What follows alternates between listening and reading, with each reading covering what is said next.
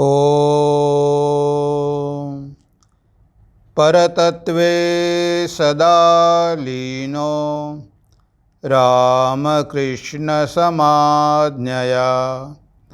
यो धर्मस्थापनरतो वीरेशं तं नमाम्यहम् वीरेशं तं नमाम्यहम्। प्रिय बंधू भगिनींनो, नमस्कार। आज आपण नवीन सिरीज सुरू करत आहोत।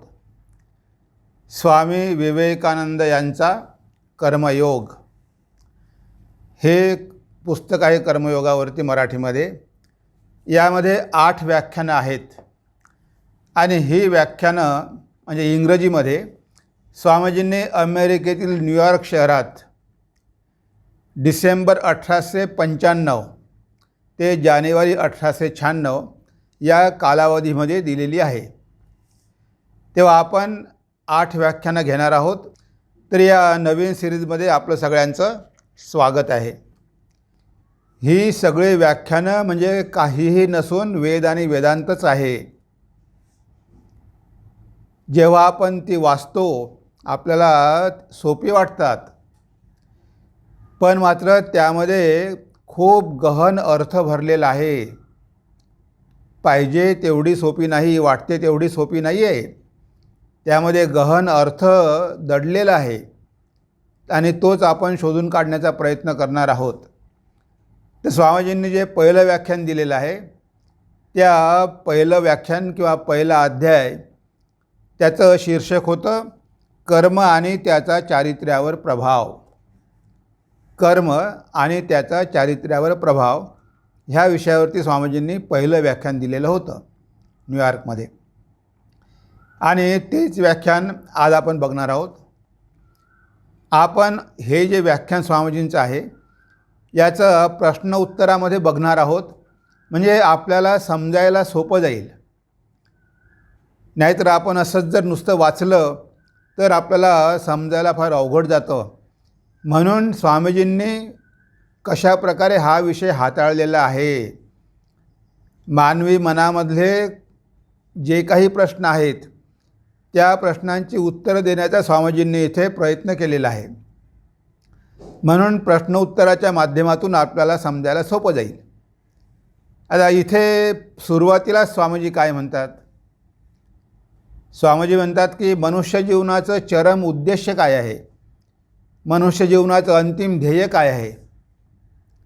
कारण पहिले ध्येय आपल्याला माहिती झाल्याशिवाय आपण ते ध्येय प्राप्त करण्यासाठी प्रयत्नच करणार नाही। म्हणून इथे मनुष्य जीवनाचं चरम ध्येय किंवा अंतिम ध्येय काय आहे स्वामीजी म्हणतात, मानव जातीचे अंतिम ध्येय कोणते? अखिल मानवजातीचे चरम व अंतिम लक्ष ज्ञान लाभच होय। मानवाचे अंतिम लक्ष ज्ञान होय, सुख नव्हे। म्हणजे बघा इथे स्वामीजींनी किती कमी शब्दामध्ये सांगितलेलं आहे। ही सगळी काय आहे? सूत्र आहे। म्हणजे कमी शब्दामध्ये जास्तीत जास्त अर्थ दडलेला आहे आणि वेदमंत्र आहे, तेव्हा तेवढे काही सोपे नाही। इथे स्वामी विवेकानंद म्हणतात की मनुष्य जीवनाचा उद्देश ज्ञान हाच आहे, सुख हा होऊ शकत नाही। आता इथे स्वामीजींनी असं का म्हटलं आहे की ज्ञानच हा मनुष्य जीवनाचा अंतिम उद्देश आहे? कारण बघा ज्ञान कसं आहे, ज्ञान प्राप्त झालं तर आपली बरीच दुःख दूर होतात, आपण निर्भय होतो। कोणत्याही गोष्टीबद्दल जर आपल्याला ज्ञान असेल तर मग आपली भीती राहत नाही। ही भीती कशामुळे राहते? अज्ञानामुळे। जर एखाद्या खोलीमध्ये आपल्याला दिसला असेल की साप आहे, आता तो साप बघितल्याबरोबर आपण घाबरतो, आपण साप साप म्हणून ओरडतो। पण जर आपण लाईट लावला, बघितलं, अरे तो साप नाही, तो तर दोर आहे। आता जेव्हा आपला तिथे दोर दिसतो म्हणजे काय झालं? खरं ज्ञान झालं। आता हे ज्ञान झाल्याबरोबर सापाची भीती आपल्या मनामधून पूर्णपणे निघून गेली. आता भय राहिलं नाही. म्हणजे ज्ञान काय करतं? आपल्याला अभय करतं. आपलं सगळं भय दूर होतं. एवढंच नव्हे तर जन्ममृत्यूच्या भयापासून सुद्धा ज्ञान आपल्याला मुक्त करू शकतं. म्हणून स्वामीजी म्हणतात की मानव जीवनाचा उद्देश काय आहे? ज्ञानच आहे. आपल्या सगळ्या ऋषींनी सांगितलेलं आहे, सगळ्या शास्त्रांनी सांगितलेलं आहे. कारण हे ज्ञान जे आहे ते ज्ञान आपल्या आतमध्येच आहे आणि ते प्राप्त करून घेतल्यामुळेच आपल्या जीवनाचं सार्थक होणार आहे. भगवद्गीतेमध्ये म्हटलं आहे की हे ज्ञान काय करतं? मनुष्याला पवित्र करतं. नहि ज्ञानेन सदृशम पवित्रम इह विद्यते. ज्ञानासारखं दुसरं पवित्र करणारं इथे कोणतंही साधन नाही. म्हणजे बघा, ज्ञान आपल्याला पवित्र करते. ज्ञानाग्नी दग्ध कर्माणी भस्मसात कुरुते तदा. म्हणजे हे ज्ञानाची अग्नी काय करते? ज्ञानाग्नी दग्ध कर्माणी आपले सगळे कर्म दग्ध करून टाकते, जाळून टाकते. भस्मसात कुरुते तथा म्हणजे भस्मसात करते. जी कर्म आपल्या बंधनाचं कारण आहे ती सगळीच्या सगळी कर्म हे ज्ञान नष्ट करून टाकते. म्हणून स्वामीजींनी म्हटलं आहे की ज्ञानच आपल्या जीवनाचा उद्देश आहे. आपल्या जीवनाचा उद्देश सुख होऊ शकत नाही. बरेचदा आपण हीच घोडचूक करतो.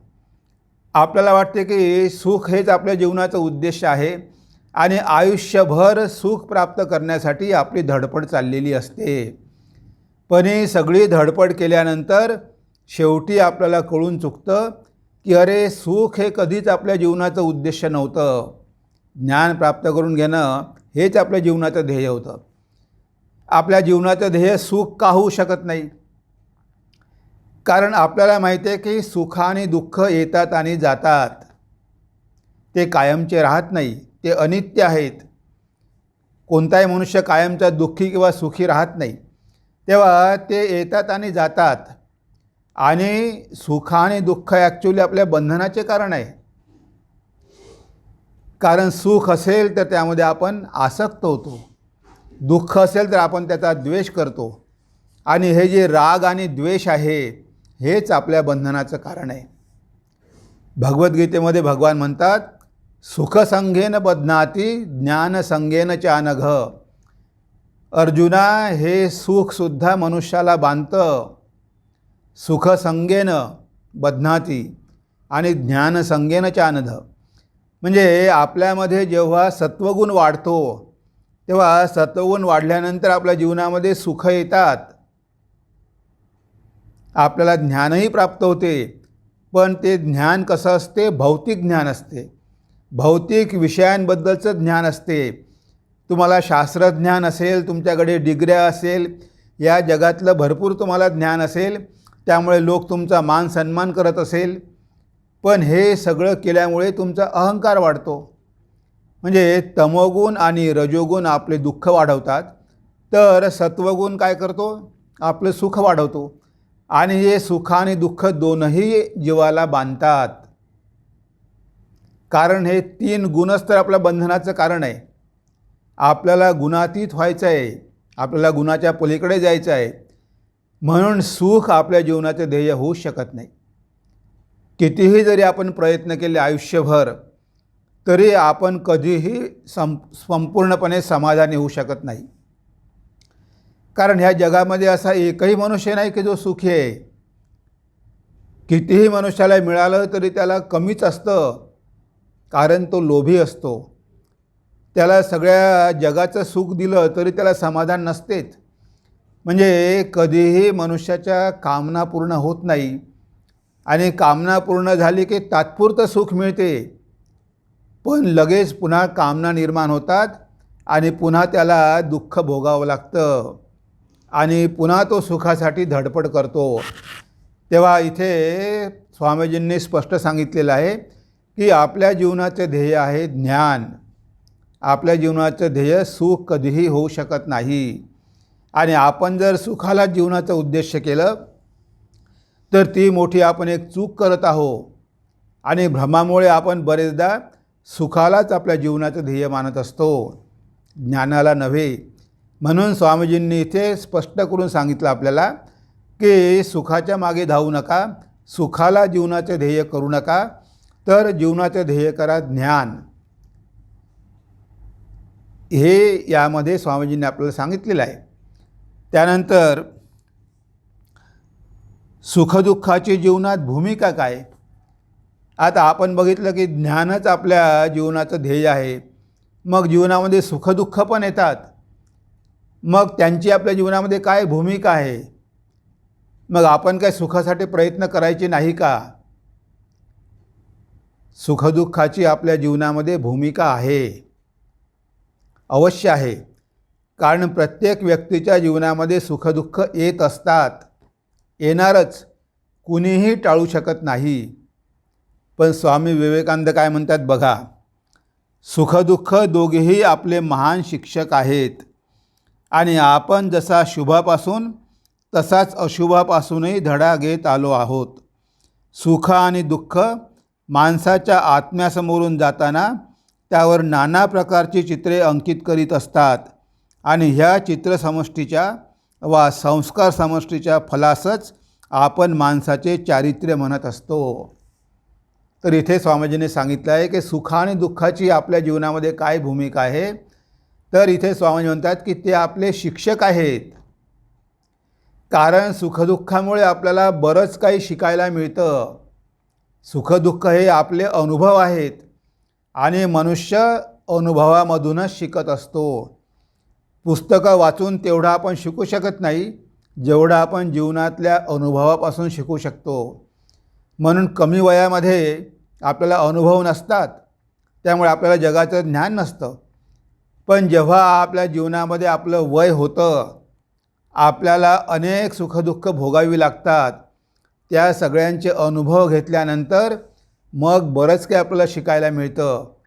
तेव्हा मग कळतं की अरे, हे सुखदुःख काय आपल्या जीवनाचं ध्येय होऊ शकत नाही. आणि हे जेव्हा सुखदुःख आपल्या जीवनामध्ये येतात किंवा या सुखदुःखाने प्रेरितून आपण जेव्हा काहीतरी कर्म करत असतो, कारण आपली रिॲक्शन असतेच. काही जरी झालं, सुख आलं किंवा दुःख आलं, तर आपली प्रतिक्रिया असतेच. आणि सुखदुःखाला जे आपण प्रतिक्रिया देत असतो त्यालाच कर्म म्हटलं आहे. तेव्हा इथे स्वामीजी काय म्हणतात की सुखदुःख येतात, आपण कर्म करतो, पण हे सुखदुःख निघून जरी गेले तरी आपल्या मनावर ते ठसा उमटून जातात. म्हणजे आपल्या मनावर ते संस्कार पाडतात, आपल्या मनावर त्याच्या चित्राचा ठसा बसतो. आणि हे सगळे ठसे, हे सगळे इम्प्रेशन, हे सगळे संस्कार यांची गोळाबेरीज म्हणजेच मनुष्याचं चारित्र्य होय. इथे स्वामीजींनी मनुष्याच्या चारित्र्याची व्याख्या बघा कशी दिली आहे की हे जे सुखदुःख आहे, हे जे आपले चांगले वाईट अनुभव आहे, हे जे आपले कर्म आहे, ह्या सगळ्यांचे मनावरती इम्प्रेशन पडत असतात. आणि हे इम्प्रेशन जेव्हा सगळे एकत्र होतात तेव्हा मनुष्याचं चारित्र्य ठरते. जर चांगले संस्कार जास्त असेल तो मनुष्य चांगला होईल, वाईट संस्कार जास्त असेल तो वाईट होईल. आणि हे सगळं आपणच केलेलं असते, दुसरं कोणीही आपल्यासाठी करत नाही. आपणच केलेल्या परिणामाचे फळं आपण भोगत असतो. म्हणून स्वामीजी म्हणतात की सुख आणि दुःख दोघांनाही आपल्या जीवनामध्ये महत्त्व आहे. आणि सुखापेक्षा तर दुःखामधूनच आपण जास्त शिकत असतो.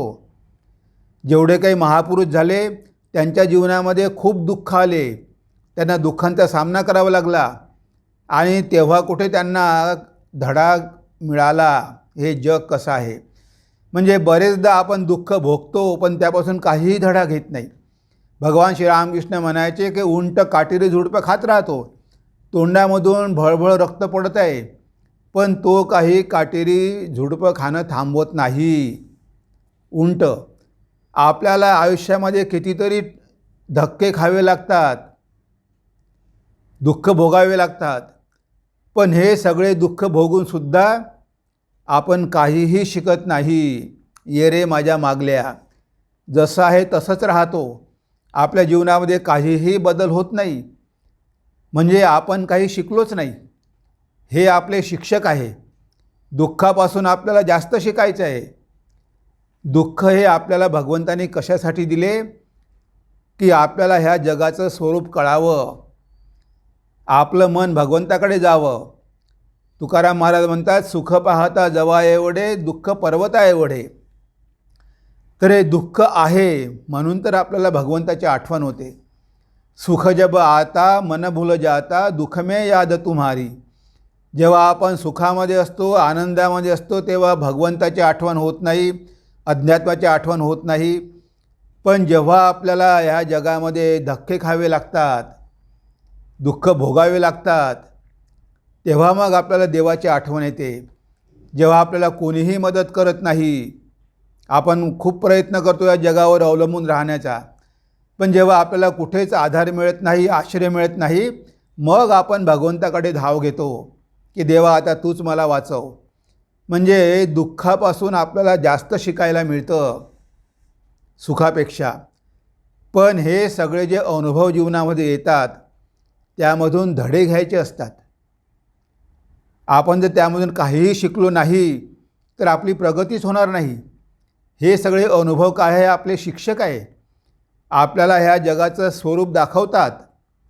म्हणून मनुष्यानं नेहमी लक्षात ठेवलं पाहिजे की आपल्या जीवनामध्ये सुखदुःख येतील, पण आपण विचलित व्हायचं नाही.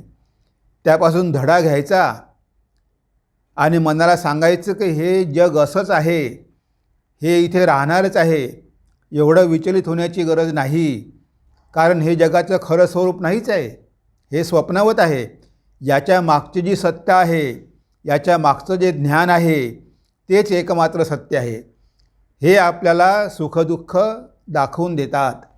म्हणून सुखदुःखाचं सुद्धा जीवनामध्ये प्रयोजन आहेच. त्यांचा पण रोल आहेच, त्यांची पण जीवनामध्ये भूमिका आहेच. आणि स्वामीजी हेच सांगतात की त्या अनुभवामधून आपलं चारित्र्य घडत असते. ह्या सगळ्या अनुभवाचं बंडल म्हणजेच आपलं चारित्र्य होय. त्यानंतर स्वामीजी म्हणतात की ज्ञानाचा उगम कुठून होतो? आता आपल्या जीवनाचं ध्येय ज्ञान आहे, हे स्वामीजी म्हणाले की ज्ञान प्राप्त करून घेणं हेच आपल्या जीवनाचं चरम ध्येय आहे. आता हे ज्ञान कुठे शोधायचं? बघा, हे ज्ञान मग भौतिक असो की आध्यात्मिक असो, कोणतंही ज्ञान असो, हे ज्ञान सगळं आपल्या आतमध्ये आहे, आपल्या मनामध्येच वास करत आहे. हे ज्ञान आपल्याला बाहेरून कुठूनही प्राप्त होऊ शकत नाही. स्वामीजी काय म्हणतात बघा, ज्ञान कोणतेच बाहेरून येत नाही, सारे आतच असते. आपण ज्याला माणूस जाणतो असे म्हणतो, ते वस्तुतः तो अनावृतच करीत असतो. अनावृत करणे म्हणजे अनंत ज्ञानाची खानच असा जो स्वतःचा आत्मा, त्यावरून एक आवरण वा एक पडदा दूर सारून टाकणे. हे स्वामीजींनी स्पष्ट करून सांगितलं की मनुष्य म्हणतो की मी शिकत आहे. शिकत आहे म्हणजे काय आहे? त्या ज्ञानावर जे आवरण आहे, ते आवरण आपण दूर करण्याचा प्रयत्न करत आहोत. कारण ते अनंत ज्ञान तर आपल्या आत्म्यामध्येच आहे. दिव्यामध्ये प्रकाश आहेच, दिव्यामध्ये ज्योत आहेच, पण त्यावर जो ग्लास आहे, त्यावर जो काच आहे, त्या काचेवर धूर आहे, धूर साचलेला आहे. आता ह्या धुरामुळे तो काच काळा कुट्ट झालेला आहे. आता जरी आतमध्ये प्रकाश आहे, आतमध्ये ज्योत आहे, पण प्रकाश बिलकुल बाहेर पडत नाही. आता आपल्याला करायचं काय आहे? त्या काचेवरती जे आवरणं आहेत, ते आवरण आपल्याला साफ करायचे आहे. कपडा घेऊन तो ग्लास जो आहे तो आपल्याला साफ करायचा आहे. दुसरं काहीही करायचं नाही. म्हणजे ज्ञान काही मनुष्य निर्माण करत नाही, असं नवीन काही तो काहीच करत नाही. ज्ञान आहेच, तो काय करतो? डिस्कवर करतो. इथे स्वामी म्हणतात की अनावृत करतो. म्हणजे जे झाकलेलं आहे, डिस्कव्हर, जे झाकलेलं आहे, जे कव्हर केलेलं आहे, त्याला तो काय करतो? डिस्कवर करतो, म्हणजे शोधून काढतो. तो काही निर्माण करत नाही. ह्या प्रकृतीमध्ये कितीतरी गोष्टी आहेत ज्या आज आपल्याला माहिती नाही, पण त्याचा शोध कसा लागला. स्वामीजी उदाहरण देतात न्यूटनचं. न्यूटनने बघितलं की सफरचंद खाली पडत आहे. ते सफरचंद खाली पडल्याबरोबर विचार त्याच्या मनामध्ये सुरू झाला की हे सफरचंद खालीच का पडलं. मनामध्ये चिंतन सुरू झालं. त्याने त्यावर प्रयोग केले आणि मग त्याला आढळलं की कोणतीही गोष्ट वर फेकली तर खाली येते, म्हणजे या पृथ्वीमध्ये गुरुत्वाकर्षण शक्ती आहे. ती शक्ती काही त्या पृथ्वीच्या केंद्रातही नाही आणि त्या सफरचंदामध्ये नव्हती, त्याच्या मनामध्ये होती. त्यानं फक्त तो शोध लावला. ती शक्ती अगोदरही कार्य करत होती आणि आताही कार्य करत आहे. म्हणजे ह्या ज्या सगळ्या गोष्टी होत्या त्याचा शोध लावणं, डिस्कवर करणं, अनावृत करणं म्हणजे ज्ञान आहे. तर आपला आत्मा अनंत ज्ञानाची खाण आहे. त्यामध्ये ज्ञान आहेच. फक्त आपल्याला काय करायचं आहे, डिस्कवर करायचं आहे, अनावृत्त करायचं आहे. आणि ते जेव्हा आपण अनावृत्त करतो तेव्हा आपण म्हणतो की आता मी शिकत आहे, आता मी शिकलेलो आहे. म्हणजे काय आहे, आता हे मनावर जे पडदे आहेत, मनावर जी घाण आहे ती हळूहळू आपण साफ करण्याचा प्रयत्न करतो. आणि जेवढं जेवढं आपण साफ करण्याचा प्रयत्न करतो तेवढं ते ज्ञान प्रगट होतं. इथे ते ज्ञान कशाप्रकारे प्रगट होतं हे पण स्वामीजी आपल्याला सांगतात. स्वामीजी म्हणतात ज्ञान कसे प्रगट होते. ज्या माणसामधून हे आवरण क्रमशः निघून जात आहे, ज्या माणसामधून हे आवरण क्रमशः निघून जात आहे तो इतरांच्या मनाने अधिक ज्ञानी. ज्याच्यामध्ये ते आवरण अतिशय दाट तो अज्ञानी. आणि ज्या माणसामधून ते अजिबात दूर झालेले असते तो सर्वज्ञ पुरुष होय, तो सर्वज्ञ पुरुष होय. म्हणजे इथे स्वामीजींनी 3 भागामध्ये विभाजन केलेलं आहे.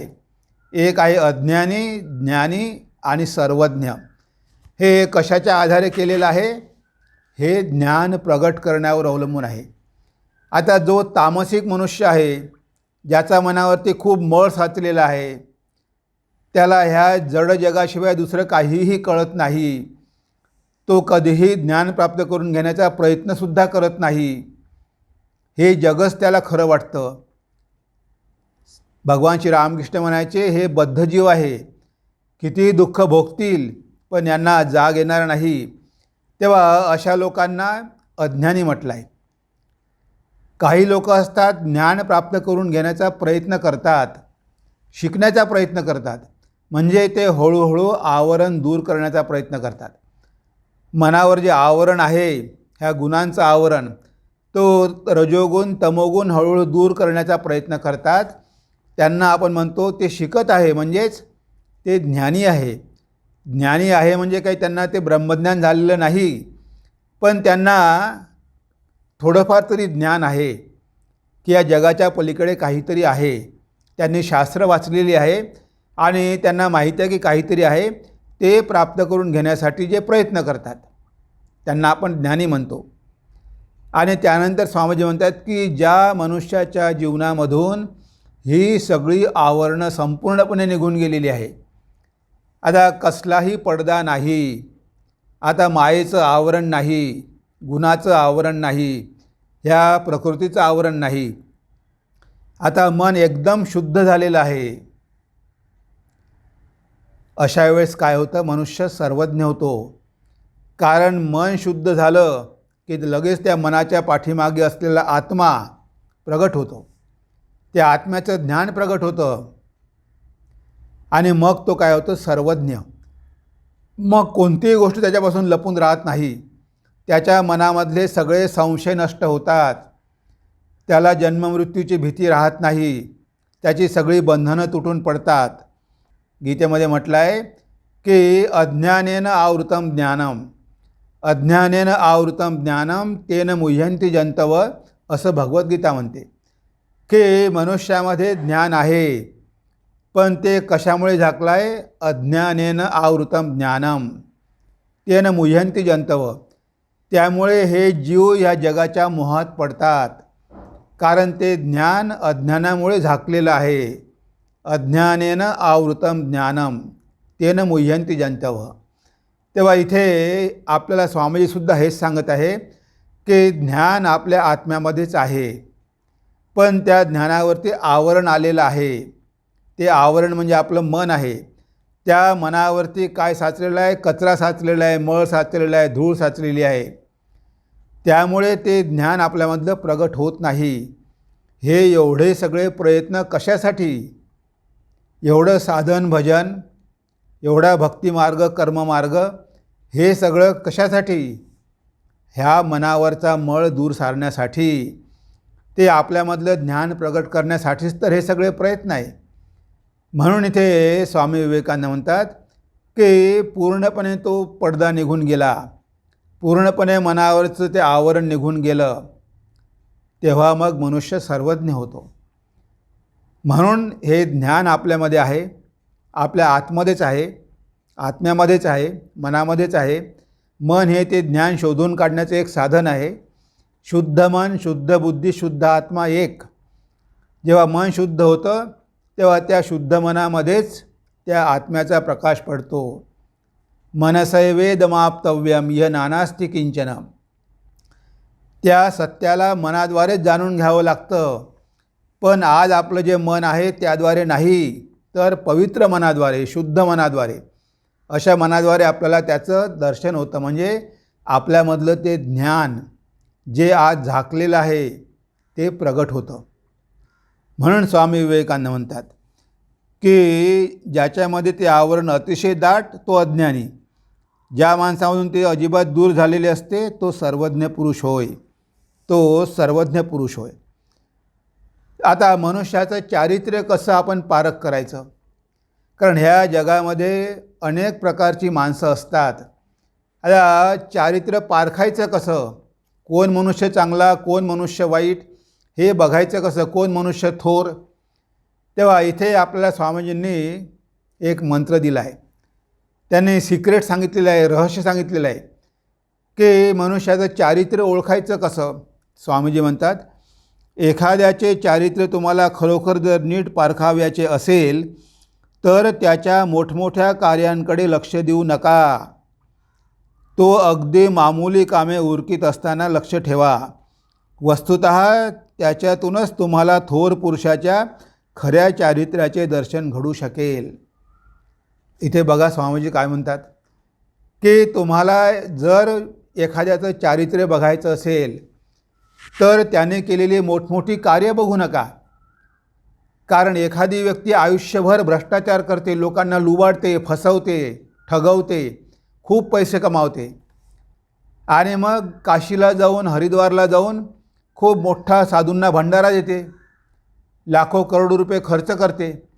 आता तुम्ही त्या माणसाचं तिथे बघितलेलं दान, की अरे हा मनुष्य किती दानवीर आहे, किती धार्मिक आहे, किती सात्विक आहे, की तो हजारो साधूंना भंडारा देऊन कोट्यावधी रुपये खर्च करतो. आता तो एक प्रसंग बघून ठरवू नका की तो मनुष्य थोर आहे म्हणून. स्वामीजी हेच सांगतात की एखादा ठोंब्यासुद्धा एखाद्या वेळेस महान कार्य करून जातो, म्हणून काही त्याचं चारित्र्य चांगलंच असतं असं नव्हे. तर तुम्ही मनुष्याकडे लक्ष द्या. तो जी लहान लहान कामं करत असतो ना, दिवसभरामध्ये ती लहान लहान कार्य तो करीत असतो, त्या कार्याकडे लक्ष द्या. त्या कार्यामधून त्याच्या चरित्र्याची परीक्षा होईल, त्या कार्यातूनच त्याच्या चारित्र्याची परीक्षा होईल. जो लहान लहान कामं चांगल्या प्रकारे करू शकतो, मन लावून करू शकतो, परफेक्ट करू शकतो, हेच तर रहस्य आहे ना. मोठे कामं तर कोणी करू शकतात, पण प्रत्येक कामच लहान असो की मोठं असो, जे काम आपण प्रामाणिकपणे मन लावून उत्कृष्ट प्रकारे करू शकतो त्यावरून आपल्या चारित्र्याचं दर्शन होतं. स्वामी ब्रह्मानंदजी महाराज रामकृष्ण मठाचे पहिले अध्यक्ष होते. त्यांच्या जीवनामधली एक घटना आहे. महाराज जेव्हा बेलूर मठामध्ये अध्यक्ष होते, एकदा ते फिरायला गेले. फिरायला गेल्यानंतर ते किचनमध्ये आले. तेव्हा त्यांनी किचनमध्ये बघितलं की काही ब्रह्मचारी भाजी कापत आहे आणि काही ब्रह्मचारी आलूची सिलटी काढत आहे. तेव्हा महाराजांनी सगळं बघितलं आणि परत आपल्या खोलीमध्ये गेले. त्यांनी ब्रह्मचार्याला पाठवलं, अरे म्हणे जा आणि जे ब्रह्मचारी आलूची सिलटी काढत आहे त्यांच्यासमोरचे म्हणे ते सगळी सिलटी वेगवेगळ्या पॅकेटमध्ये बांधून त्याच्या वेगवेगळ्या पुड्या कर, त्यावर नाव लिही, त्या पुडीवर त्या पॅकेटवर नाव लिही त्या ब्रह्मचार्याचं आणि माझ्याकडे घेऊन ये. तो ब्रह्मचारी गेला, सगळ्यांच्या समोरचे जे सिलटे होते ते जमा केले, त्यावर नावं लिहिली आणि महाराजांना दिले. महाराजांनी सगळे उघडून बघितले आणि एक पॅकेट असं होतं की ज्या पॅकेटमध्ये जी आलूची सिलटी होती ती खूप पातळ होती, म्हणजे त्या ब्रह्मचार्याने थोडासुद्धा आलू नष्ट केलेला नव्हता. खूप काळजीपूर्वक तो आलूची स्किन काढत होता. तेव्हा महाराजांनी रिमार्क केला की म्हणे हा जो ब्रह्मचारी आहे हा जीवनामध्ये महान होणार आहे, हा जीवनामध्ये थोर होणार आहे. आता बघा, महाराजांनी ते छोटंसं काम बघितलं, फक्त आलूची सिलटी काढत आहे, पण त्या छोट्याशा कामावरून राजा महाराजांनी, ब्रह्मानंद महाराजांनी बरोबर त्याची परीक्षा केली आणि भविष्य वर्तवलं की हाच ब्रह्मचारी भविष्यामध्ये महान होणार आहे. तो ब्रह्मचारी रामकृष्ण मठ आणि मिशनचा पुढे अध्यक्ष झाला, खूप शास्त्र अध्ययन केलं, खूप चांगला साधू झाला. म्हणजे बघा, या छोट्याशा कार्यावरून महाराजांनी त्याची परीक्षा केली की ह्या छोट्या छोट्या कार्यामध्ये जो मन लावू शकतो तो मोठमोठी कार्य पण करू शकतो. कारण शेवटी मन तर एकच आहे ना, त्याच मनाने कामही करायचं आहे आणि त्याच मनाने ध्यानही करायचं आहे. आता जो कामच चांगलं करू शकत नसेल तो ध्यान कसलं चांगलं करणार आहे. म्हणून मनाला वळण लावायचं आहे आपल्याला छोट्या छोट्या कामांमधून. म्हणून एखाद्या माणसाचं चारित्र्य तुम्हाला जर बघायचं असेल तर त्याची मोठमोठी कामं बघू नका, तर छोटे छोटे कामं करत असताना तुम्ही त्याच्यावर लक्ष ठेवा आणि त्याच्यामधूनच तुम्हाला त्या व्यक्तीचं चारित्र्य कळेल, असं आपल्याला स्वामीजी या कर्मयोगामध्ये सांगतात. त्यानंतर इच्छाशक्तीचा विकास कसा करावा, इथे स्वामीजी म्हणतात, मनुष्य समाजात जी काही गती प्रतीत होत आहे, सभोवार जी काही कर्मे आढळत आहेत, ती सर्व केवळ इच्छाशक्तीचाच बाह्य आविष्कार. ही इच्छाशक्ती चारित्र्यातून निर्माण होत असते व चारित्र्य कर्मांनी घडविले जात असते. म्हणजे इच्छाशक्तीचा कसा विकास करायचा, स्वामीजी म्हणतात की ह्या जगामध्ये तुम्ही जी काही मोठमोठी कार्य बघता, मोठमोठे शहरं बघता, एरोप्लेन बघता, किंवा जे काही सगळी महान कार्य बघता, कितीतरी वैज्ञानिकांनी शोध लावलेले बघता, हा सगळ्याचा सगळा आविष्कार जो आहे ना तो कशाचा आहे, मनुष्याच्या मनाच्या इच्छाशक्तीचा आहे. हे सगळं विचारामधून प्रगट झालेलं आहे, हे सगळं इच्छाशक्तीमधून प्रगट झालेलं आहे. ही सगळी मनुष्याची इच्छाशक्ती आहे. त्या इच्छाशक्तीचा हा आविष्कार आहे. तुम्ही हे जे काही बघता, ज्या महान गोष्टी बघता, त्या आल्या कुठून, मनुष्याच्या मनामधूनच, त्याच्या इच्छाशक्तीमधूनच. तेव्हा असे प्रचंड इच्छाशक्तीवाले महापुरुष या जगामध्ये होऊन गेले. स्वामी म्हणतात की भगवान बुद्ध, जीसस क्राइस्ट एवढे महान झाले, त्यांचे आईवडील काही तेवढे महान नव्हते, त्यांनी काही जगासाठी विशेष केलेलं नाही आहे, पण भगवान बुद्ध आणि जीसस क्राइस्ट हे एवढे महान झाले, त्यांच्यामध्ये एवढी प्रचंड इच्छाशक्ती कुठून आली की ज्या भरोशावर ते पूर्ण जगाला हादरून टाकू शकले. अर्ध्या जगामध्ये त्यांची पूजा केली जाते. तेव्हा हे स्वामीजी म्हणाले की ही जी त्यांची इच्छाशक्ती आहे ही त्यांच्या चारित्र्यामधून निर्माण झालेली आहे. जे इथे आहे रहस्य की मनुष्याच्या चारित्र्यावर त्याची इच्छाशक्ती अवलंबून असते.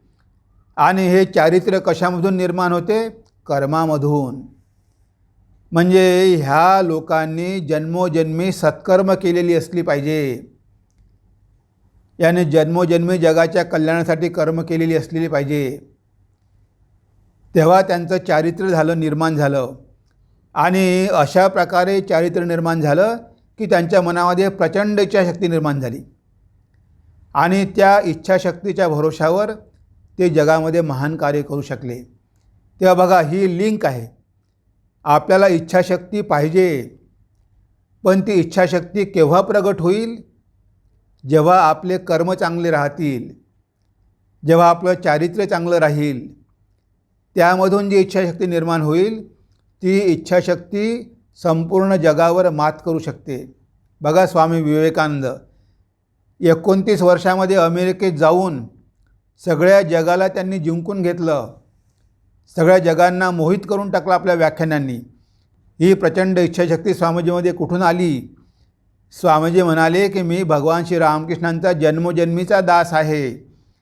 म्हणजे जन्मोजन्मी त्यांनी सत्कर्म केलेले आहेत, त्यांनी मन पवित्र केलेलं आहे, त्यामधून त्याचं चारित्र्य गठन झालेलं आहे आणि त्या चारित्र्यामधून ती प्रचंड इच्छाशक्ती निर्माण झाली की ते पूर्ण जगाला वेदांताचा संदेश देऊ शकले.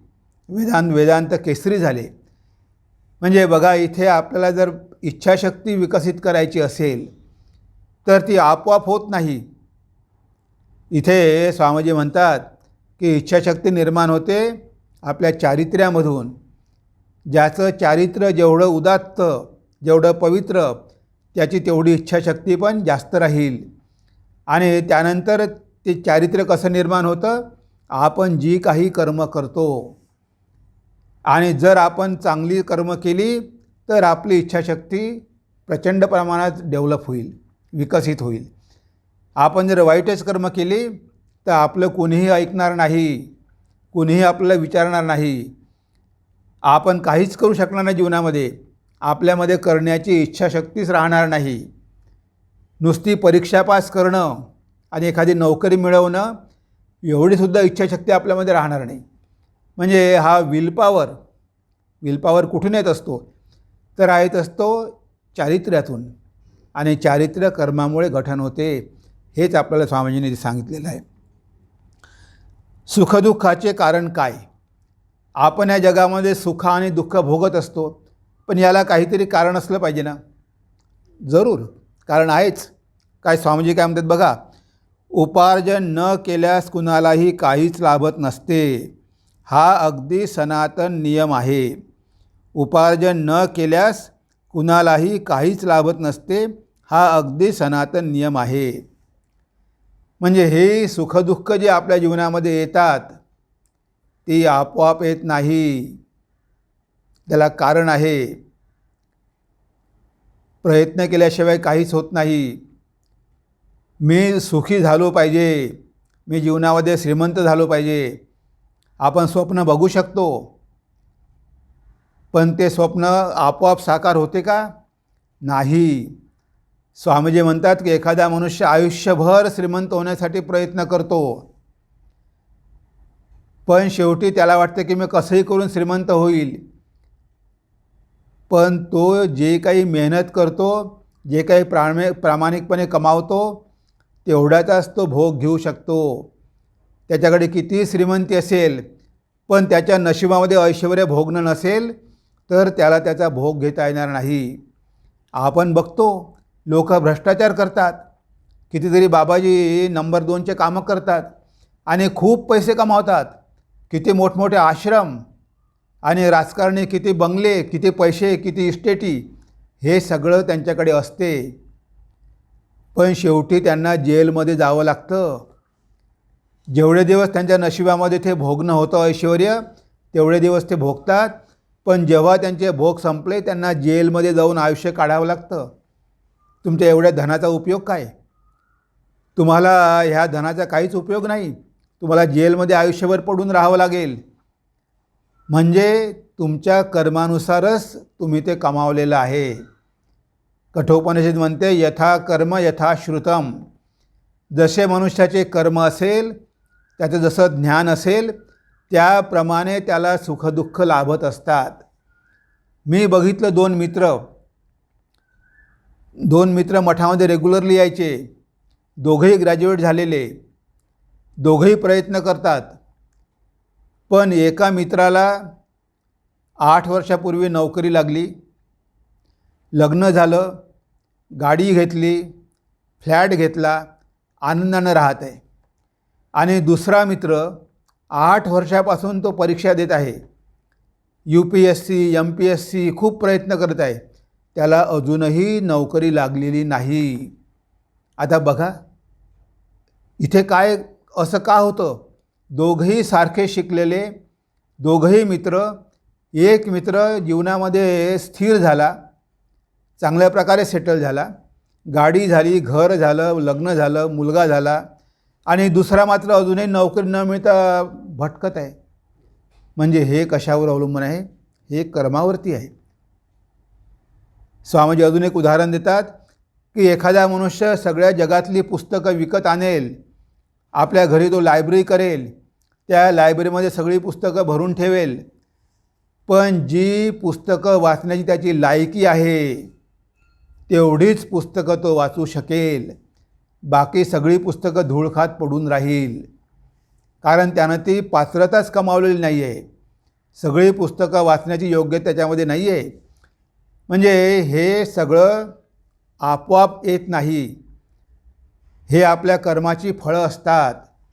काही न करता आपोआपच आपल्याला मिळेल असं आपण स्वप्न बघू शकतो, पण ते मिळालं तरी त्याचा उपभोग घेऊ शकत नाही. उपयोग काय? म्हणून स्वामी विवेकानंद म्हणतात की ते आपोआप आलेलं नाही आहे सुखदुःख, तुमच्याच कर्माची फळं आहेत. राजयोगामध्ये पतंजली म्हणतात, जाती, आयु आणि भोगा हे आपल्या प्रारब्ध कर्माचं फळ आहे. जाती म्हणजे तुम्ही कोणत्या योनीमध्ये जन्माला जाल. 84 लक्ष योनी आहे, त्या कोणत्या योनीमध्ये तुमचा जन्म होईल, तुम्हाला किती वर्षाचं आयुष्य मिळेल, आणि तुमच्या जीवनामध्ये किती सुख आणि दुःख येणार आहे, किती भोग येणार आहे, हे तुमच्या कर्मावरती, प्रारब्ध कर्मावरती अवलंबून आहे. तुम्ही स्वप्न बघितले की मी होईल, तुम्ही प्रयत्न कराल, पण शेवटी तुम्हाला कळेल की नाही, तुमच्या ते नशिबातच नव्हतं, कारण तुम्ही त्यासाठी काही कमावलंच नाही. मी 1 पैसाही दान दिलं नाही आणि मला 1000 रुपये मिळाले पाहिजे. तुम्ही काहीच दिलं नाही, तुमचं भांडवल काहीच नाही, तुमची बँक खाली पडलेली आहे, तुमचं पुण्य काही नाही, आणि तुम्ही अपेक्षा खूप करता की मिळालं पाहिजे. पहिले द्या, मग मिळेल. काही न देता आपल्याला मिळालं पाहिजे असं स्वप्न बघू नका. म्हणून स्वामी विवेकानंद म्हणतात, उपार्जन न केल्यास कुणालाही काहीच लाभत नसते. हा अगदी सनातन नियम आहे. आणि पतंजली काय म्हणतात? सती मूले तद्विपाको जात्यायुर्भोगः. सती मूले तद्विपाको जात्यायुर्भोगः. म्हणजे जाती, आयु आणि भोगः हे आपल्या कर्मानुसार आपल्याला जीवनामध्ये मिळत असतात. तेव्हा हे सुख आणि दुःख आपोआप आलेले आहे असं नाही, आमचं त्यामध्ये काहीतरी योगदान आहे. कोणतीच गोष्ट आपोआप मिळत नाही, त्यासाठी आपणही काहीतरी प्रयत्न केला, एका हातानं टाळी वाजत नाही. तेव्हा आपल्याला जे सुखदुःख येतात त्यासाठी आपणच जबाबदार आहोत. हे स्वामीजी आपल्याला या कर्मयोगाच्या व्याख्यानामध्ये सांगत आहे. त्यानंतर आपले भविष्य आपण बदलू शकतो का, हा प्रश्न आपल्यासमोर निर्माण होऊ शकतो की हे जे आता आपलं भविष्य आहे, आता भूतकाळ तर गेला, ते परिणाम भोगावे लागतील, पण आपण आपलं भविष्य बदलू शकू का? बघा स्वामीजी काय म्हणतात, आपल्या वर्तमान अवस्थेला आपण स्वतः जबाबदार आहोत, आणि पुढे जे काय होण्याची आपली इच्छा आहे ते होण्याची शक्ती देखील आपल्यात विद्यमान आहे. अतएव कर्म कसे करीत असतात हे आपण समजून घेणे अत्यावश्यक आहे. म्हणजे इथे स्वामीजी म्हणतात की आज आपण जे काही आहोत वर्तमानात, ते आपल्याच कर्माचं फळ आहे, आणि आपल्याला भविष्यामध्ये जे काही व्हायचं आहे ते सामर्थ्य पण आपल्यामध्ये आहे. म्हणून आपल्याला काळजी करण्याची काही गरज नाही. त्या भूतकाळ गेला असेल, जे झालं ते झालं, पण वर्तमान आपल्या हाती आहे. आता वर्तमान काळामध्ये जर आपण काही पुरुषार्थ केला, प्रयत्न केला, तर आपलं भविष्य नक्कीच उज्ज्वल होणार. तिथे कुठे काही संदेह आहे का? आपणच आपलं वर्तमान घडवलेलं आहे, आणि आपणच आपलं भविष्यही घडवू शकतो. म्हणजे आपल्याला ही संधी आहे. आपल्या हातून अजूनही वेळ गेलेली नाही. जे झालं गेलं असेल ते जाऊ द्या, जे येथील सुखदुःख येऊ द्या, पण हा जन्म तर तुमच्या हाती आहे ना. तर या जन्मामध्ये जर तुम्ही प्रयत्न केलेत तर तुमचं भविष्य उज्ज्वल होईल की नाही? म्हणजे तुम्हीच तुमच्या भाग्याचे निर्माते आहात, जे स्वामीजी म्हणतात की तुमचं भविष्य तुमच्या हाती आहे. जे झालं ते झालं, भूतकाळामध्ये गेलं विसरून जा, त्याचं चिंतन करत बसू नका. आता वर्तमान काळाकडे बघा. तुम्ही वर्तमान काळ तुमचा बदलू शकता. हेच म्हणतात, आपल्या वर्तमान अवस्थेला आपण स्वतः जबाबदार आहोत आणि पुढे जे काय होण्याची आपली इच्छा आहे ते होण्याची शक्ती देखील आपल्यात विद्यमान आहे. अतएव कर्म कसे करीत असतात हे आपण समजून घेणे अत्यावश्यक आहे. म्हणजे आपल्या वर्तमान अवस्थेला काय कारण आहे? आपले कर्मच कारण आहे. म्हणजे आपण कर्म केले, पण कर्म कसं करावं हे आपण शिकून घेतलेलं नाही. काय गरज आहे कर्म शिकून घ्यायची? कारण कर्म कसं करावं हे जर आपण शिकून घेतलं नाही तर आपल्या शक्तीचा उगीचच अपव्यय होतो. ती शक्ती वाया जाते, त्यामधून काहीच प्रगट होत नाही. स्वामीजी म्हणाले की 4 घोडे आहे टांग्याला रथाला जुंपलेले, आणि ते उतारावरून ते घोडे भरधाव जात आहे, भरधाव पळत आहे. आता ते जर तसेच पळत राहिले तर त्यांची सगळी शक्ती खलास होऊन जाईल. पण जर त्या सारथ्यानं त्या घोड्यांना आवरून धरलं, जोरात आवरून धरलं, तर ती शक्ती काय होईल? रिझर्व होईल, जमा होईल. ते घोडे असे उधळणार नाही. त्यांच्यावर संयम केलेला आहे. आता तिथे शक्ती निर्माण झाली, सामर्थ्य निर्माण झालं. तुम्ही एखादा बॉल फेकला, तो बॉल सरळ निघून गेला, तो काय होईल? आपोआप थांबेल. पण तोच बॉल जर तुम्ही एखाद्या भिंतीवर मारला तर त्यामध्ये किती शक्ती निर्माण होईल? त्या प्रचंड वेगाने तो तुमच्याकडे परत येईल. म्हणजे इथे आपल्याला कळलं पाहिजे की कर्म कसं करायचं की ज्यामुळे आपली शक्ती वाढेल. आपण कर्म करत असतो, पण ह्या कर्मामुळे आपली शक्ती का नाही वाढत? आपली शक्ती खर्च होते, आपली शक्ती वाढत नाही. कारण आपल्याला कर्म कसं करावं हे माहिती नाही. कर्म कसं करावं हे जर आपण शिकून घेतलं तर ते कर्म काय करेल? आपल्याला शक्तिशाली करेल. ते कर्म आपल्याकडे परत येईल, त्याचं फळ आपल्याकडे परत येईल. पण आपल्याला कर्म कसं करावं हे माहिती नसते. आपण जेवढी काही कर्म करत असतो ना, ती सगळी कर्म काही ना काही कामना करून करत असतो. आणि कोणतीही कामना ठेवून केलेलं कर्म, त्यामुळे आपल्या शक्तीचा व्यय होत असतो. त्यामुळे आपली शक्ती अर्जित होत नाही. पण जे लोक काहीही कामना न ठेवता, काहीही आसक्ती न ठेवता कर्म करतात, त्यांची शक्ती वर्धित होते. कारण ते फळाची आशा करत नाही, ते स्वतःला संयमित करतात. स्वामी विवेकानंद इथे म्हणतात की एखाद्याला श्रीमंत व्हायचं असेल, तो श्रीमंत होईल ना, पण त्याला धीर नाही. त्यानं धीर धरला पाहिजे. धीर धरून निष्काम होण्याचा प्रयत्न केला पाहिजे.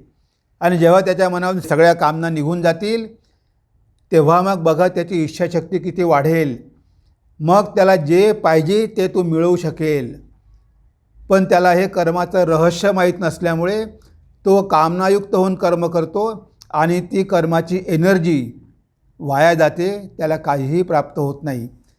म्हणून स्वामीजी म्हणतात की तुम्ही वर्तमानामध्ये हे शिकून घ्या. आपण या जगामध्ये आलेलो आहोत, आपल्याला कर्म करावे लागणार आहे. आपण एक क्षणसुद्धा कर्म केल्याशिवाय राहू शकत नाही.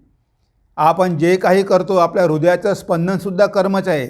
आपण बघतो, आपण बोलतो, ह्या जगामध्ये जे जे म्हणून काही आपण करतो ते सगळेच्या सगळे कर्मच आहे. नहि कश्चित क्षणमपि जातो तिष्ठत्य अकर्मकृत. गीतेमध्ये म्हटलं आहे की आपला एक क्षणसुद्धा कर्म न केल्याशिवाय जाऊ शकत नाही. ह्या जगामध्ये आल्यानंतर कर्म करावेच लागणार आहे, कारण प्रकृतीचे गुण आपल्याकडून कर्म करून घेणार आहे. तेव्हा आपल्याला कर्म करावेच लागणार. कर्म आपण टाळू शकत नाही.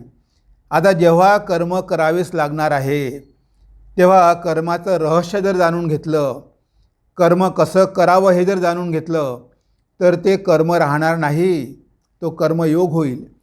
आणि तुम्ही जर कर्मयोग जाणून घेतला, कर्माचं रहस्य जाणून घेतलं, तर त्या कर्मापासून तुम्हाला प्रचंड फायदा होईल.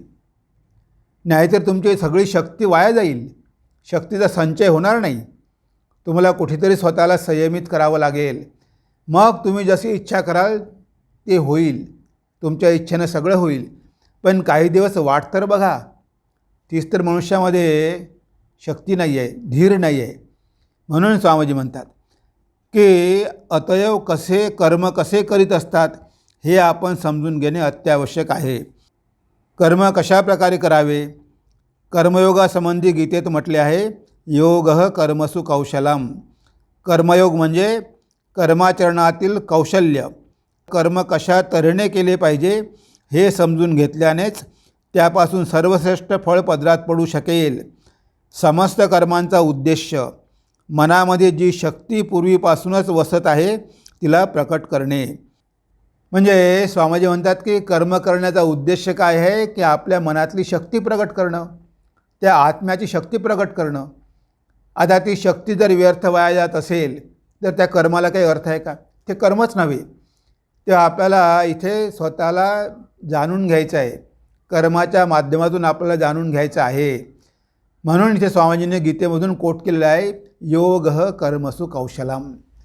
म्हणजे कर्माचं कौशल आपण जाणून घेतलं पाहिजे. कशा प्रकारे कर्म करायचं? तुम्ही निरंतर कर्म करत राहा, पण कुठेही आसक्त होऊ नका. कर्मावर आसक्त होऊ नका, कर्माच्या फळावर पण आसक्त होऊ नका. तुम्हाला जे प्राप्य आहे ते मिळेल, त्याची काळजी करायची गरज नाही. पण नेहमी तोच विचार करू नका. फक्त काही पैसा कमावणं हाच कर्माचा उद्देश नाही आहे. तुम्ही तुमचं कर्तव्य करत राहा. तुम्ही शिक्षक आहात ना, तुम्ही विद्यार्थ्यांना चांगलं शिकवा, प्रामाणिकपणे शिकवा, त्यांना चांगला नागरिक घडवा. हे तुमचं काम आहे. आता पगार किती मिळतो, पगार किती वाढेल, केव्हा मिळेल ती चिंता करू नका. तुम्हाला मिळेल, भगवंत तुम्हाला देईल. पण तुम्ही तुमच्या कामामध्ये प्रामाणिक आहात का? अशा प्रकारे जर आपण काम केलं की फळाची आशा नाही, मला जे मिळायचे असेल ते मिळेल, पैसा हाच काही माझ्या कर्माचा उद्देश होऊ शकत नाही. माझ्या मुलांचं कल्याण व्हावं हा माझा उद्देश आहे.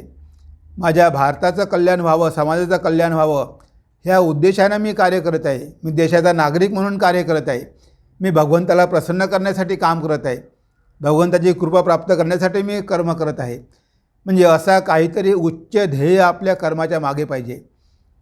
नुसत्या माझ्या इच्छा पूर्ण करण्यासाठी, पैसा कमावण्यासाठी एवढंच काही ध्येय नाही. त्यामुळे तुमची शक्ती खर्च होईल, त्या शक्तीचा संचय होणार नाही. तेव्हा इथे स्वामीजी म्हणतात की योगः कर्मसु कौशलम. हे कर्माचं कौशल जाणून घ्या.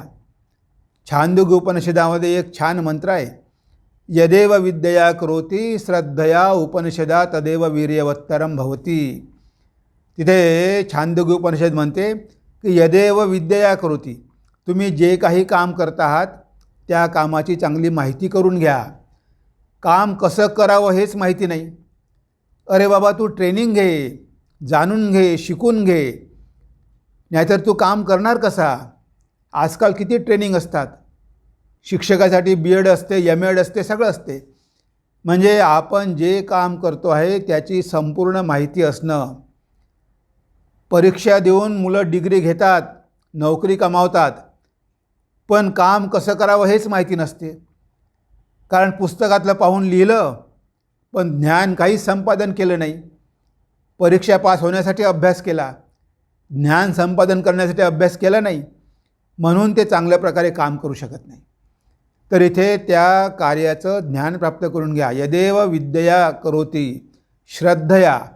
ते काम श्रद्धापूर्वक करा, जणू काही भगवंताची पूजा म्हणून करा. आणि उपनिषदा मन एकाग्र करून करा. म्हणजे बघा, तुमच्याकडे या 3 गोष्टी असेल, मनाची एकाग्रता, कामावरती श्रद्धा आणि त्या कामाचं ज्ञान, तर ते झालं खरं कौशल. आणि अशा प्रकारे काम केलं तर तुम्ही जीवनामध्ये पुढे जालच जाल. फक्त फळाची अपेक्षा ठेवू नका. तुमच्या कामाची क्वालिटी वाढवा आणि काहीही अपेक्षा न करता कर्तव्यबुद्धीनं काम करत जा. बघा, तुमच्या शक्तीचा संचय होईल, तुमची शक्ती वाया जाणार नाही. हेच तर आपल्याला स्वामीजी सांगतात की आपण शिकलो पाहिजे की काम कसं करायचं, कर्म कशा प्रकारे करावे. कर्मयोगासंबंधी गीतेत म्हटले आहे, योगः कर्मसु कौशलम. कर्मयोग म्हणजे कर्माचरणातील कौशल्य. कर्म कशा तऱ्हेने केले पाहिजे हे समजून घेतल्यानेच त्यापासून सर्वश्रेष्ठ फळ पदरात पडू शकेल. समस्त कर्मांचा उद्देश मनामध्ये जी शक्ती पूर्वीपासूनच वसत आहे तिला प्रकट करणे, आत्म्याला जागृत करणे हाच होय. हे आपण नेहमी लक्षात ठेवलं पाहिजे की सगळ्या कर्मांचा उद्देश काय आहे? आपल्यामधलं चैतन्य जागृत करणं. त्यासाठी तर कर्मयोग आहे. अशा प्रकारे कर्म केल्यामुळे आपलं मन पवित्र होईल, आपलं मन एकाग्र होईल.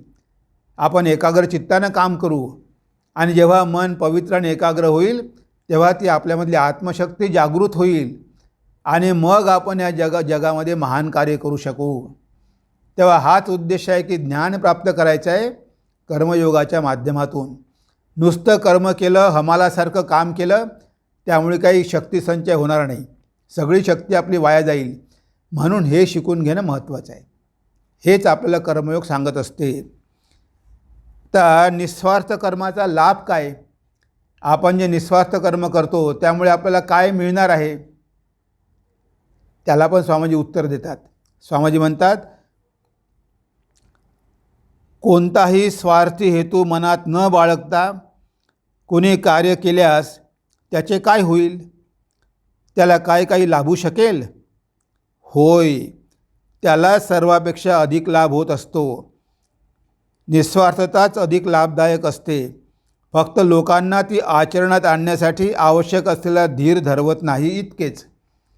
म्हणजे स्वामीजी स्वतःच प्रश्न विचारतात आणि स्वतःच उत्तर देतात. ते म्हणतात, परंतु कोणताही स्वार्थी हेतू मनात न बाळगता कोणी कार्य केल्यास त्याचे काय होईल? त्याला काही लाभू शकेल? आणि आता स्वामीजी उत्तर देतात, होय, त्याला सर्वापेक्षा अधिक लाभ होत असतो. निस्वार्थताच अधिक लाभदायक असते, पण लोकांना ती आचरणात आणण्यासाठी आवश्यक असलेला धीर धरवत नाही. इथे स्वामीजी म्हणतात की यस, निस्वार्थताच तुम्हाला जास्तीत जास्त देऊ शकते. त्यापासूनच मनुष्याला जास्त लाभ होतो, पण त्याला धीर धरवत नाही. काही दिवस त्याला निस्वार्थ होऊन काम करू द्या, काहीही अपेक्षा न ठेवता, काहीही कामना न ठेवता, आणि बघा मग त्याच्यामध्ये कशी शक्ती निर्माण होते. पण लोकांना तेवढा धीर कुठे आहे? आज झाड लावलं आणि उद्याच फळं पाहिजे. अरे बाबा, आज बीज टाकलं आणि उद्याच रोपटं वर आलं पाहिजे, असं होतं का? तुम्ही धीर धरा. तुम्ही निष्काम भावानं कर्म करत राहा. जाऊ द्या काही वर्ष, काहीच अपेक्षा करू नका, आणि मग बघा तुमच्यामध्ये शक्तीचा संचय होईल. आणि त्या शक्तीचा संचय झाला की तुम्हाला जास्तीत जास्त लाभ होईल. म्हणजे तुम्हाला सुख मिळेल, तुम्हाला शांती मिळेल, ह्या जगामधल्या गोष्टी पण मिळतील, तुम्हाला काही दारिद्र्यामध्ये राहावं लागणार नाही. आणि दुसरं म्हणजे तुमच्यामधलं आत्मचैतन्य जागृत होईल, आत्मज्ञान प्राप्त होईल. त्यापेक्षा अजून मोठं काय आहे? सगळ्यात मोठा लाभ तर तोच आहे, स्वतःला जाणून घेणं, ज्ञान प्राप्त करणं आणि सगळ्या दुःखाच्या पलीकडे जाणं. हा एवढा लाभ त्याला होऊ शकतो, पण त्याला धीर कुठे आहे? त्याला फळ लगेच पाहिजे, आज केल्याने उद्याच फळ मिळालं पाहिजे. तो धीर धरत नाही, म्हणून त्याला जास्त लाभ होत नाही. पण समाज म्हणतात की निष्काम कर्म केल्यामुळेच जास्त लाभ होत असतो, त्यालाच जास्त लाभ होतो इतरांपेक्षा. पण अज्ञानी मनुष्याला कळत नाही, त्यामुळे तो धीर धरत नाही. तो स्वार्थासाठी कर्म करत राहतो आणि आपली सगळी एनर्जी तो वाया घालतो. त्या कर्मापासून त्याला काहीच मिळत नाही, त्याची शक्ती वाढत नाही, मनही पवित्र होत नाही, आतमधल्या मनाची शक्ती वाढत नाही आणि आत्मासुद्धा जागृत होत नाही. म्हणजे त्यानं कर्म केलं पण बिगारच भरली. कर्म कसं करावं हे न शिकल्यामुळे, त्याच्या कर्म केल्यामुळे त्याला काहीच फायदा झाला नाही. त्याला चारित्र्य निर्माण झालं नाही, त्याला ज्ञानही प्राप्त झालं नाही आणि त्याच्या आत्म्याची उन्नती पण झाली नाही, त्याचं मन पण पवित्र झालं नाही. नुसता तो हमालासारखा कर्म करत राहिला. तसे कर्म करण्यामध्ये काहीच अर्थ नाही. आणि आज आपला शेवटचा प्रश्न आहे, निस्वार्थ होणे शक्य आहे का? निस्वार्थ होणे शक्य आहे का? आता हे आपल्यालाही माहिती आहे की निस्वार्थ होणं तेवढं सोपं नाही आहे. आता सोपं नाही आहे म्हणून काही आपण प्रयत्नच करायचे नाही असं कोणी म्हटलं आहे. आपण प्रयत्न करायलाच पाहिजे. कठीण आहे, अवघड आहे. स्वामीजी काय म्हणतात बघूया. स्वामीजी म्हणतात, हाताशी जे जे म्हणून कर्म येईल ते ते उरकत राहून दिवसेंदिवस हळूहळू अधिकाधिक निस्वार्थ बनण्याचे स्वतःला वळण लावले पाहिजे. जीवनाच्या मार्गात क्रमशः पुढे जाता जाता आज ना उद्या केव्हा तरी असा एक सोन्याचा दिवस उगवेलच उगवेल की ज्या दिवशी आपण यथार्थपणे स्वार्थगंधशून्य होऊन जाऊ आणि ज्या मंगलक्षणी आपण असे संपूर्ण निस्वार्थ होऊ त्याच क्षणी आपली समस्त शक्ती एके जागी केंद्रीभूत होईल आणि आपल्यातील अंतरस्थ ज्ञान प्रकाशित होईल. बघा स्वामीजी काय म्हणतात, ते म्हणतात की कठीण आहे पण तुम्ही अभ्यास केला पाहिजे. तुम्ही हळूहळू जे काही तुमच्या हाताशी काम आहे ते करत जा आणि जेवढं तुम्हाला निस्वार्थपणे करता येईल तेवढा करण्याचा प्रयत्न करत जा. इथे स्वामीजी म्हणत नाही की कठीण आहे म्हणून सोडून द्या. त्यांनाही माहिती आहे की हे कठीण आहे. हाताशी जे जे म्हणून कर्म येईल ते ते उरकत राहून दिवसेंदिवस हळूहळू अधिकाधिक निस्वार्थ बनण्याचे स्वतःला वळण लावले पाहिजे. म्हणजे हे काय आहे, अभ्यास आहे. अभ्यास केल्यानं सगळं काही शक्य होतं. म्हणजे हळूहळू मनाला वळण लावायचं आहे. जे जे आपलं कार्य हाताशी आहे ते करत राहायचं आणि मनाला हळूहळू निस्वार्थ होण्याची सवय लावायची. एकदम काही ते निस्वार्थ होऊ शकत नाही, एकदम सगळं काही सोडू शकत नाही. तेव्हा हळूहळू मनाला सवय लावायची आणि पुढे पुढे जात राहायचं. जीवनाच्या मार्गात क्रमशः पुढे जाता जाता आज ना उद्या केव्हा तरी असा सोन्याचा दिवस उगवेलच उगवेल की ज्या दिवशी आपण यथार्थपणे स्वार्थगंधशून्य होऊन जाऊ. अशा प्रकारे प्रयत्न करता करता आपल्या जीवनामध्ये असा एक दिवस येईल. जर आपण अभ्यास करत राहिलो तर जीवनामध्ये पुढे जाता असा सोन्याचा दिवस आपल्या जीवनामध्ये येईल की ज्या दिवशी आपण संपूर्णपणे निस्वार्थ होऊन जाऊ. भगवान बुद्धासारखे, स्वामी विवेकानंदांसारखे, श्री रामकृष्णांसारखे संपूर्णपणे आपण निस्वार्थ होऊ. म्हणजे काहीही स्वार्थ राहणार नाही. आणि असा क्षण जेव्हा आपल्या जीवनामध्ये येईल, स्वामीजी म्हणतात की ज्यावेळेस आपण संपूर्णपणे निस्वार्थ होऊ, थोडीसुद्धा लेशमात्रही स्वार्थ आपल्यामध्ये उरणार नाही, त्याच क्षणी ते तुमच्यामधलं ज्ञान प्रगट होईल आणि तुमचं जीवन धन्य होऊन जाईल. म्हणजे इथे स्वामीजींना माहिती आहे की आपल्यामध्ये बऱ्याचशा दुर्बलता आहेत, बरेच विकनेसेस आहेत, तरी पण हिंमत सोडायची नाही. आपल्या हातामध्ये आलेलं काम करत राहायचं, पण हळूहळू थोडं निस्वार्थ होण्याचा प्रयत्न करत जायचा. थोडं काहीतरी सेवा करायची, अपेक्षा ठेवायची नाही. कुठेतरी जाऊन काहीतरी गरिबांची सेवा करायची, मदत करायची, मठामध्ये आपलं योगदान द्यायचं, इथे स्वयंसेवक व्हायचं. म्हणजे हळूहळू निस्वार्थ होण्याची सवय लावली पाहिजे. नेहमी रात्रंदिवस स्वार्थ नाही.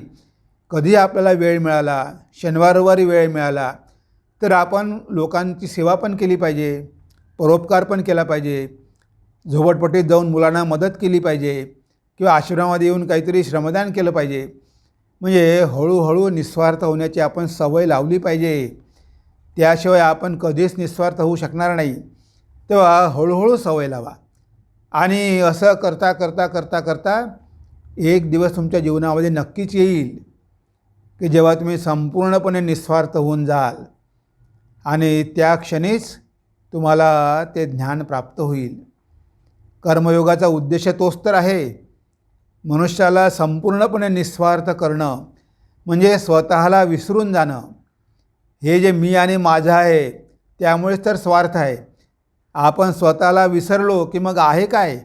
सगळीकडे तोच आहे. हा मी आणि माझा गेला की सगळीकडे आहे तोच. आणि हे स्वतःला विसरण्यासाठीच आपल्याला कर्मयोगामध्ये गुंतून ठेवावं लागते. इतरांच्या सेवेमध्ये आपल्याला गुंतून ठेवावं लागते मनाला. त्यामुळे मन अधिक निस्वार्थ होत जाते. तेव्हा आपला स्वार्थ कमी करायचा. जेवढं होईल तेवढं इतरांना मदत करण्याचा प्रयत्न करायचा. तन मन धन जे काही असेल, आपल्याकडे पैसा आहे, पैसा देऊन तुम्ही सेवा करा. वेळ आहे, वेळ द्या. तुम्हाला शारीरिक तुमच्यामध्ये शक्ती आहे, काहीतरी सेवा करा. म्हणजे अशा प्रकारे आपण हळूहळू परोपकार करण्याचा, निस्वार्थ सेवा करण्याचा, स्वयंसेवक होऊन सेवा करण्याचा अभ्यास जर करत राहिलो तर एक दिवस आपल्या जीवनामध्ये येईल की जेव्हा आपण संपूर्णपणे निस्वार्थ होऊ. तेव्हा आज आपण या स्वामीजींनी दिलेल्या व्याख्यानामध्ये म्हणजे कर्म आणि त्याचा चारित्र्यावर प्रभाव हे आजचं आपलं व्याख्यान होतं. त्यावर आज आपण चिंतन केलेलं आहे आणि इथे स्वामीजींनी आपल्या बऱ्याच प्रश्नाची उत्तरं दिलेली आहेत. म्हणजे आपल्या मनामध्ये जो काही गोंधळ असतो तो गोंधळ स्वामीजींनी दूर केलेला आहे. आपल्या मनामधले संशय दूर केलेले आहेत. तेव्हा मला वाटते की आपल्याला यापासून बरंच काही शिकायला मिळालेलं आहे. कर्म कसं केलं पाहिजे, आपलं भविष्य उज्ज्वल कसं केलं पाहिजे, आपण चारित्र्य कसं घडवलं पाहिजे, इच्छाशक्ती कशी वाढवली पाहिजे, सुखदुःखाची आपल्या जीवनामध्ये भूमिका काय, हे सगळं स्वामीजींनी आपल्याला या व्याख्यानामध्ये सांगितलेलं आहे. कारण हा पूर्णपणे वेदांतच आहे आणि स्वामीजींनी तोच वेदांत आपल्याला अगदी सरळ आणि सोप्या भाषेमध्ये समजून सांगितलेला आहे. तेव्हा आपल्याकडून जेवढं होईल तेवढं आपण आचरण करण्याचा प्रयत्न करूया आणि आपण जर आचरण केलं, अभ्यास केला तर नक्कीच आपली प्रगती झाल्याशिवाय राहणार नाही आणि जीवनाचा जो उद्देश आहे, जो चरम उद्देश आहे, चरम ध्येय आहे, अंतिम ध्येय आहे, ज्ञान प्राप्त करून घेणं, ते ज्ञानसुद्धा आपण प्राप्त करून घेऊ शकू जर आपण अशा प्रकारे आचरण करण्याचा प्रयत्न केला तर. तेव्हा आजच्या चिंतनाला आपण आज इथेच विराम देऊया. नमस्कार, धन्यवाद. ओम सर्वे भवन्तु सुखिनः, सर्वे सन्तु निरामया, सर्वे भद्राणि पश्यन्तु, मा कश्चित् दुःखभाग् भवेत्, मा कश्चित् दुःखभाग् भवेत्. ओम शांति शांति शांति. हरि ओम तत्सत्. श्री रामकृष्णार्पणमस्तु.